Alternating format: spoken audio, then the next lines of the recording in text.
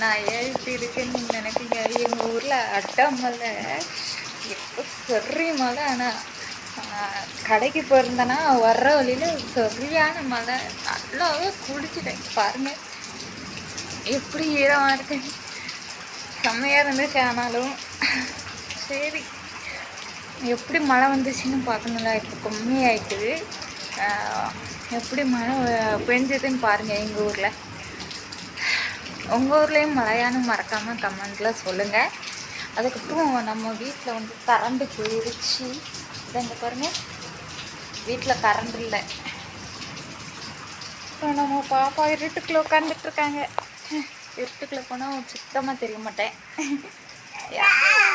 இங்கே பாருங்க, இதா கத்த அவங்களுக்கு தெரிய மாட்டாங்க. இந்த இங்கே தான் கரண்டா தெரிஞ்சுதாங்களா லைட்டாக. நம்ம பாப்பா அச்சப்பா சிரிக்கிறா பொட்டு. அதை சிரிக்கிறது தெரியுதான்னு தெரில, சிரிக்கிறானா. பாப்பாவுக்கு முத்து வச்சாச்சு உங்கள் சார்பா. சரிங்க ஃப்ரெண்ட்ஸ், எங்கள் ஊரில் மழை எப்படி பெஞ்சதுன்னு வந்து வீடியோவில் பாருங்க. பிடிச்சிருந்தா லைக் பண்ணுங்கள், ஷேர் பண்ணுங்கள், கமெண்ட் பண்ணுங்கள். மறக்காமல் அந்த பெல்லைக்கான அமைக்கிடுங்க ஃப்ரெண்ட்ஸ். இப்போ கடை பக்கம் வந்தேன். ஆனால் கடையிலேருந்து வீட்டுக்கு போகிறக்குள்ளே போக முடியாது.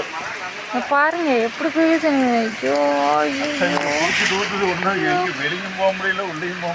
பாருங்க ஃப்ரெண்ட்ஸ் எப்படி அடிச்சு ஊற்றுதுன்னு. போனால் அவ்வளோதான், நனைஞ்சிருவேன். இன்னைக்கு குளிச்சுட்டு தான் போகணும் போல வீட்டுக்கு. கொண்டு வர முடியாது. மழையை பாருங்க எப்படி பெய்யுது. பாருங்க தண்ணியை பாருங்க. கடலில் நிற்கிறேன். இங்கே பாருங்க